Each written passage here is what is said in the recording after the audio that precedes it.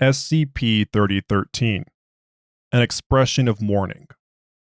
Object Class: Keter, formerly Euclid. Special Containment Procedures. Following the events of Experiment 3013-8, SCP-3013 is currently located in what was Secure Holding Facility B of Site Redacted. This room has been surrounded by a hermetically sealed container. On no account are any structural changes to be made to this holding facility or container, unless to reinforce the former Secure Holding Facility B. Surveillance cameras and guards are posted at intervals around this chamber. One entrance leads directly to SCP-3013's holding chamber.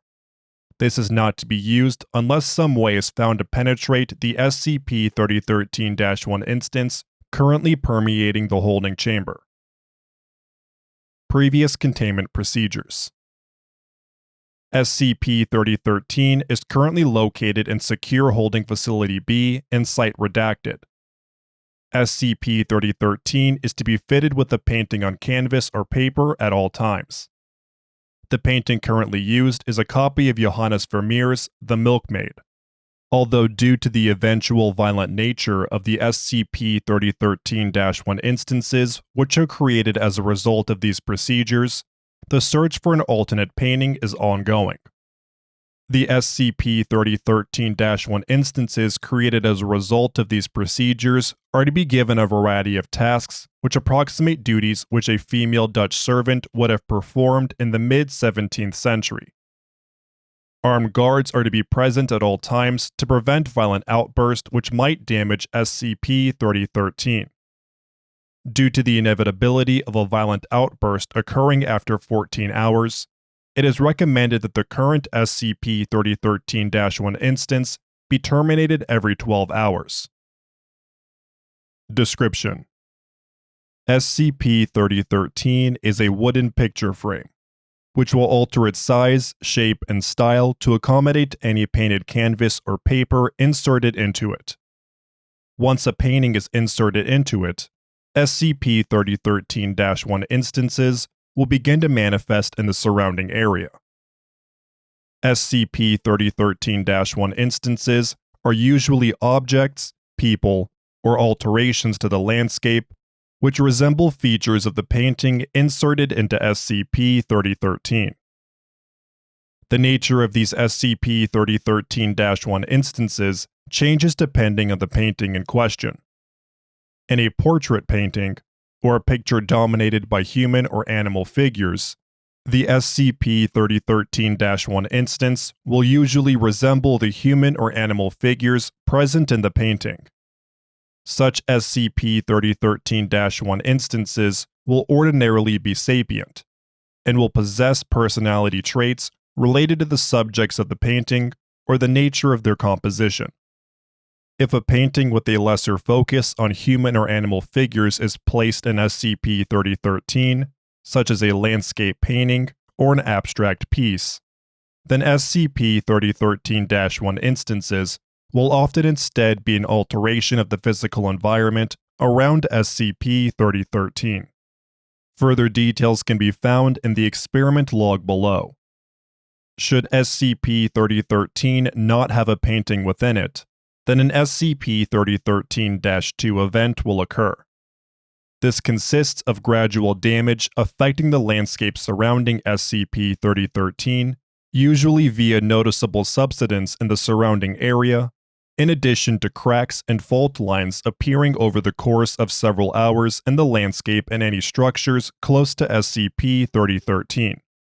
Although SCP-3013 is not indestructible, attempts to harm it simply result in extremely fast-acting and intense SCP-3013-2 events. SCP-3013 was first discovered by the Foundation in 2000 Redacted, in the ruins of Redacted Hall, a country manor in Norfolk, England. It is believed that a recent burglary had seen the painting currently in SCP-3013 removed, prompting the activation of an SCP-3013-2 event, resulting in the destruction of Redacted Hall and several earthquakes registering above 8 on the Richter scale. Redacted Hall had been abandoned since 1970 Redacted, when its previous occupant, Annabelle Stone, had died. Mrs. Stone had been a prominent local artist, but had reportedly become a social recluse several months after her husband's death in 1930 Redacted, and had barely ventured out of her home thereafter. The house was considered to be haunted by the local inhabitants after her death, with attempts to enter the property ordinarily resulting in considerable emotional distress to the intruders. Due to the events of Experiment 3013-8, SCP-3013 is currently unreachable, due to an SCP-3013-1 instance permeating its current containment chamber. It is currently believed that should the current containment procedures limiting the present SCP-3013-1 instance to its current parameters be destroyed, an XK-class end-of-the-world scenario could be possible, as the present SCP-3013-1 instance appears to be limited by the boundaries of the room it was contained in, despite a lack of clear physical impediments. It is thus believed that SCP-3013's effects are currently tied to the conceptual space of the room rather than any physical barriers. Experiment 3013-1. Subject: a copy of Rembrandt van Rijn's self-portrait with beret and turned-up collar, originally dated to 1659. This picture was considered a viable candidate for containment, as the depiction is relatively straightforward and lacks any complicating elements. Effect observed: an SCP-3013-1 instance, resembling the figure portrayed in the painting, manifested a few feet away from SCP-3013. The figure began speaking in a dialect of 17th century Dutch, speaking about how it existed twice, and that his presence was a destruction of the self. After several minutes, the figure became violent, attacking the facility's guards and demanding that he was made whole again. The SCP-3013-1 instance was immediately terminated, and the picture in SCP-3013 removed and replaced. Notes: it is believed that the reaction of the SCP-3013-1 instance was due to the use of a self-portrait. It is recommended that self-portraits should not be used again due to the distress caused to the SCP-3013-1 instance here. Experiment 3013-2. Subject: a copy of Johannes Vermeer's The Milkmaid. This picture was considered a viable candidate in the belief that the woman portrayed would not be violent and would pose little threat to any Foundation personnel. Effect observed: an SCP-3013-1 instance resembling the figure portrayed in the painting manifested a few feet away from SCP-3013. The figure began speaking in a dialect of 17th century Dutch, requesting a task to perform. When Foundation personnel were unable to provide it with a suitable task, the SCP-3013-1 instance exhibited extreme emotional distress for several minutes, begging to be given a task before attempting to attack SCP-3013. The SCP-3013-1 instance was immediately terminated and the painting removed. Notes: subsequent tests were performed using this painting. In these, SCP-3013-1 instances have been given tasks superficially resembling the duties of a 17th century Dutch servant to a middle-class household. The instances performed these tasks constantly, despite physical and emotional fatigue, and became distressed if no task is given to perform. Possibly due to the fatigue, the instances will always become violent after approximately 14 hours, at which point they are terminated. Another instance will manifest shortly afterwards. These SCP-3013-1 instances are usually nonverbal, expressing little cooperation with Foundation questioning. However, When asked on one occasion on why they feel the need to perform these tasks, an SCP-3013-1 instance responded, stating that, "I've been serving on paper far longer than I ever did in life. It's all I know." Due to the relatively low resource cost of this test, it has been incorporated into the containment procedures for SCP-3013 until a suitable replacement is found. Experiment 3013-3. Subject: a copy of the 16th century Persian miniature, The Court of the Qaimars, drawn by the Safavid miniaturist Sultan Muhammad. This picture was initially part of the famous Tahmasp Shahnameh. This painting was used to examine the effects of a radically different style of painting, wherein the painting was conceived of as an extension of textual decoration rather than as an independent work. Effect observed: SCP-3013-1 manifestations resembling the painting's depiction of Qaimars immediately manifested, screaming the phrase, "Where are my brothers?" over and over again at a high volume. After 30 seconds, several SCP-3013-1 manifestations resembling the animals in the painting manifested and immediately began to attack Foundation personnel. The painting was swiftly removed, causing the instances to disappear. Notes: it is believed that, as the page was originally designed to illustrate a volume alongside many other pictures, its existence as a painting removed from context caused a high degree of panic and stress in the SCP-3013-1 instances. It is recommended that all future paintings used are to be independent works of art, with a meaning that is not dependent on its position within a larger whole. Experiment 3013-4. Subject: a drawing of the project lead, Dr. F, and her husband, Dr. R, created by their young child, IR. The child had attempted to draw an accurate representation of its parents, but had deemed its drawing a failure. This experiment was performed to ascertain the effects on SCP-3013, wherein the intended result was not achieved. Effect observed: 2 SCP-3013-1 instances resembling the figures in the drawing manifested. These instances were observed to constantly sob and scream, begging to be killed because of their failure. Shortly afterwards, they attempted to attack SCP-3013, stating that they needed to be unreal again.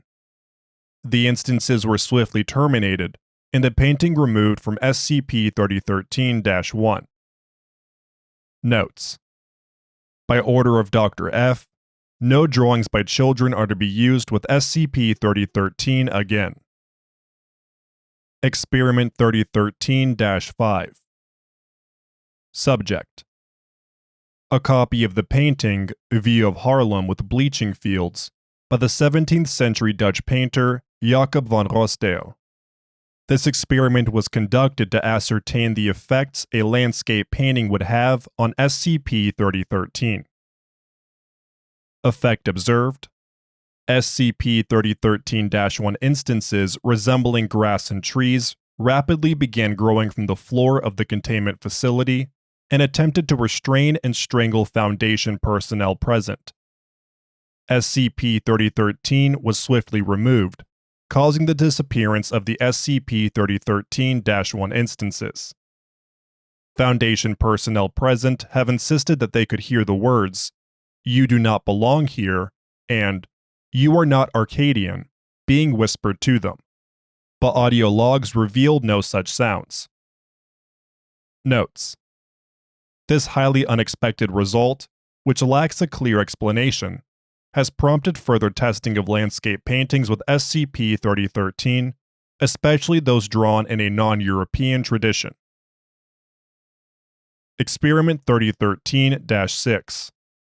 Subject: a copy of the painting Pine Trees by the 16th century Japanese artist Hasegawa Tohaku. After the results of experiment SCP-3013-5, a desire to examine further landscape paintings is ongoing. Effect observed. The containment facility containing SCP-3013 abruptly disappeared, along with all of its contents. Video and audio links were abruptly cut. After 893 minutes, the containment facility and its contents abruptly returned. All Foundation personnel were unharmed but extremely shaken. They claimed that the containment facility and its contents were transported to hilly landscape stretching indefinitely in all directions, with pine trees being the only other features in the landscape. Immediate amnesia, alongside an extreme feeling of panic, prevented them from removing the painting for several hours, until Agent R, in a fit of panic, accidentally ripped the painting in two while flailing in a mad panic, causing the reversal of the effects of SCP-3013.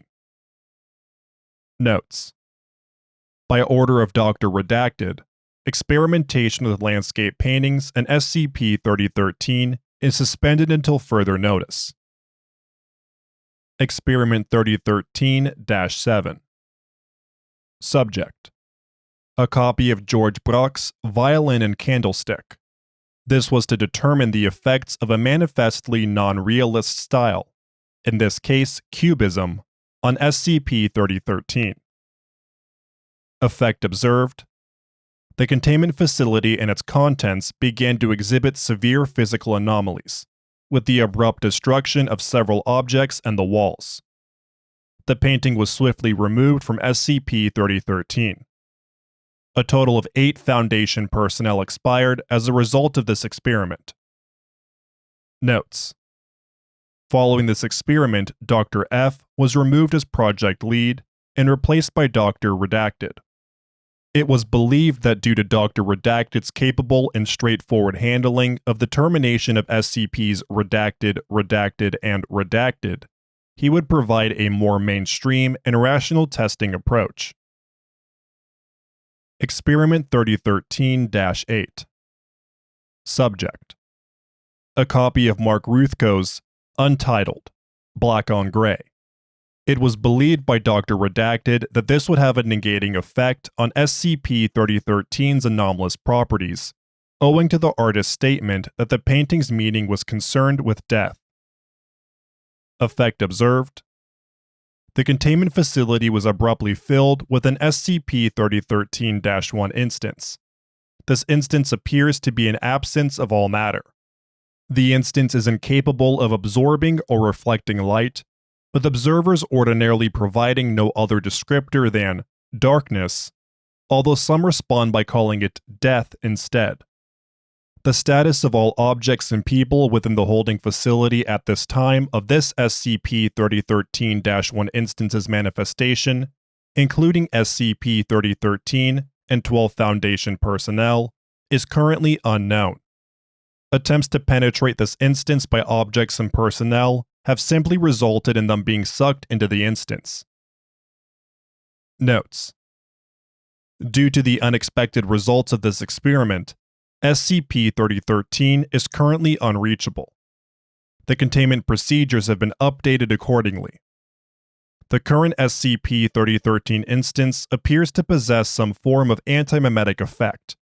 It is believed that a total of Redacted Foundation personnel were sent into the current SCP-3013-1 instance to retrieve SCP-3013 before an investigation by Redacted determined that Foundation personnel were systematically forgetting the existence of any personnel being sent into the containment facility. Addendum SCP-3013-1. On December 27, 2000 Redacted, a stolen painting and a letter were discovered by the Dutch police during a raid on an illegal art auction in Amsterdam. Foundation agents embedded within the Dutch police recognized its relevance to SCP-3013 and transferred both to Foundation control, issuing amnestics to all known to be involved.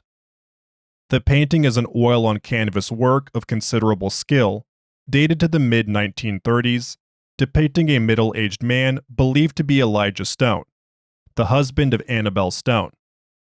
The letter was also dated to the mid-1930s. It is believed to have been intended for a friend of Miss Stone's, Maud Lancaster, but was unfinished and apparently never sent. The letter reads as follows. My dearest Maud, it was delightful to see you last week. The children are growing up so fast now, I could hardly recognize them. I must thank you for your recipe for those jam tartlets.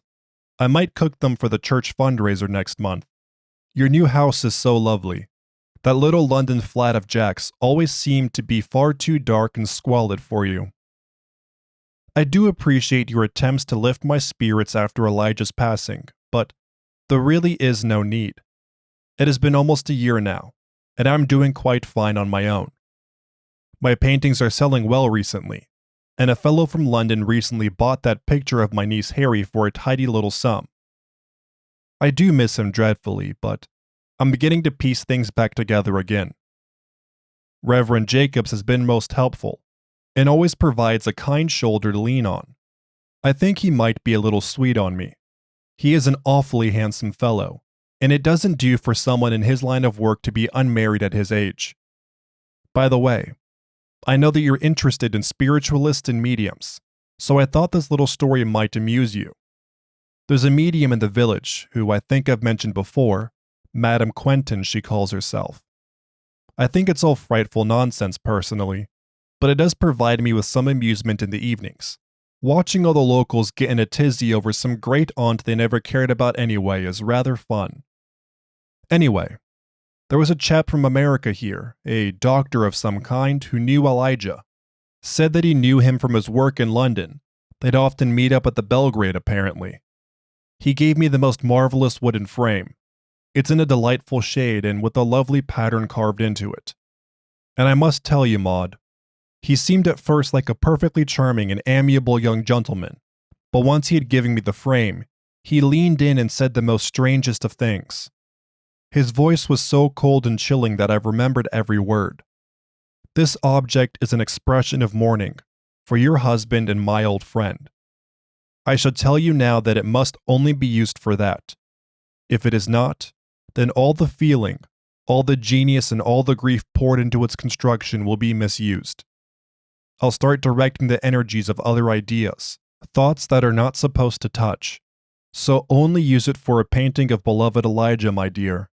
If you don't, then the madness and darkness of a passion frustrated will run vengeful and free, until that feeling is all that's left.